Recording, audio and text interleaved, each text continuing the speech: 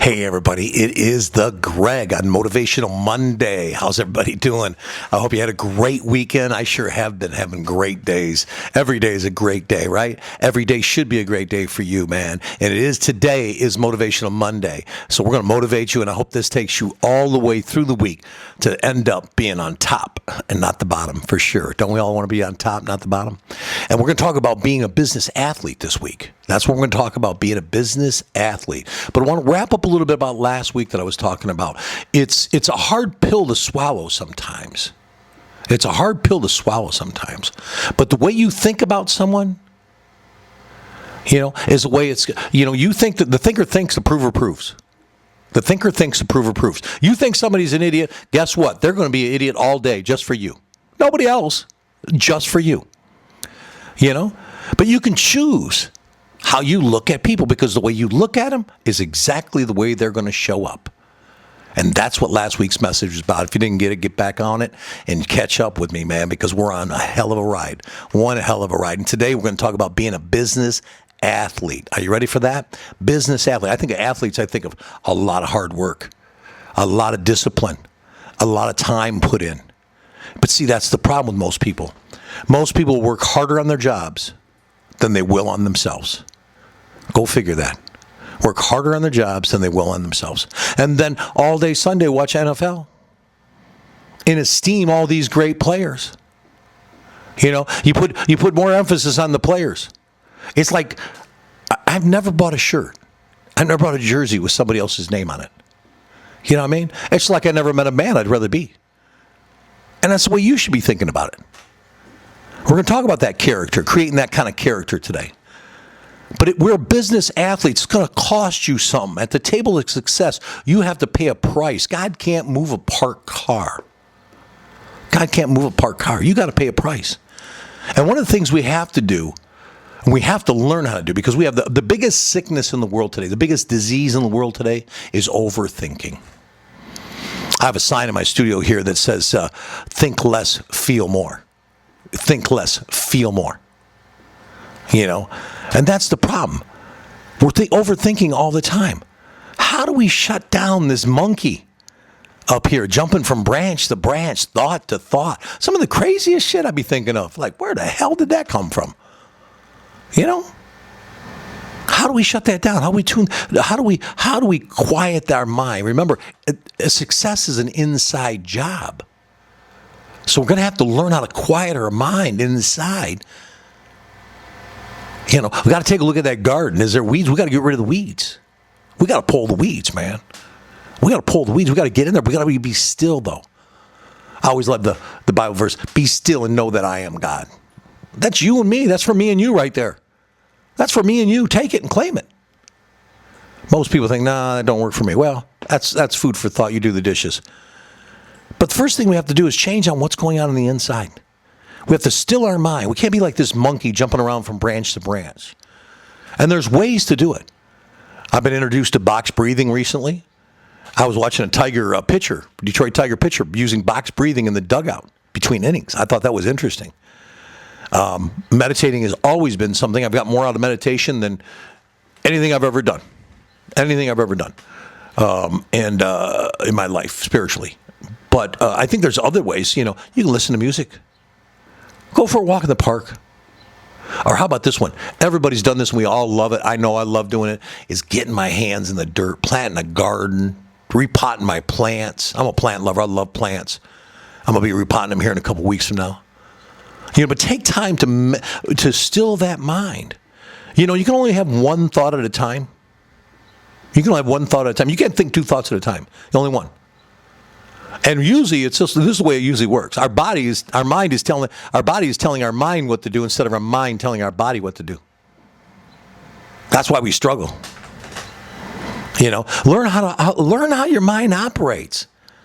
Come on, we all heard about subconscious and the conscious mind, and the subconscious and the superconscious, all that kind of stuff.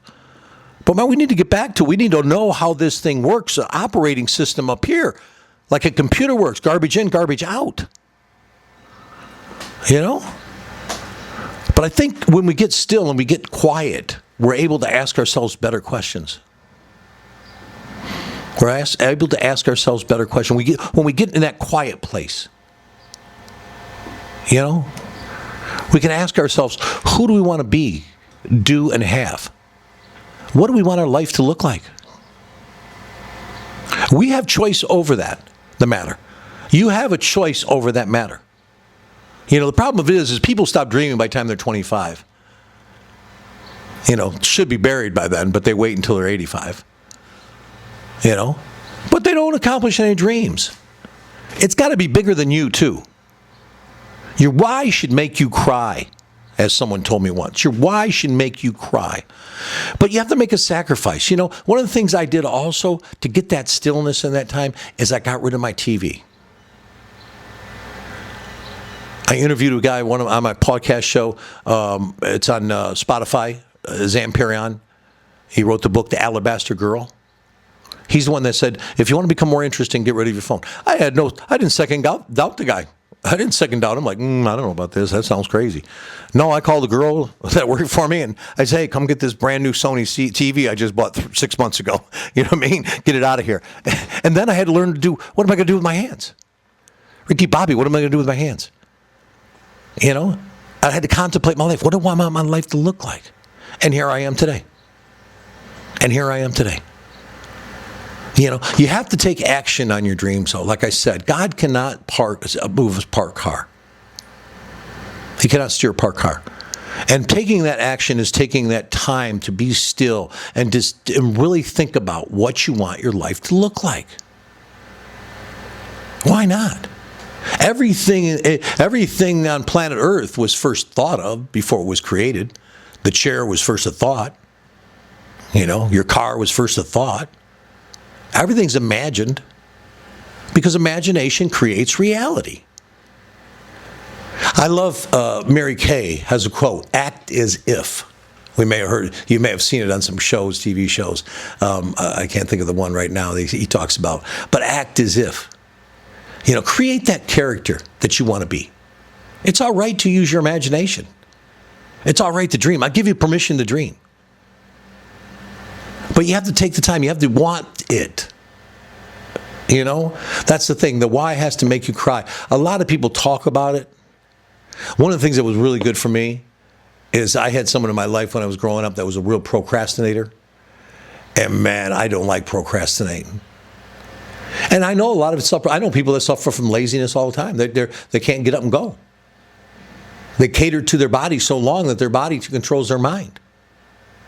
You know? It's going to take a battle to get back what you need to take back.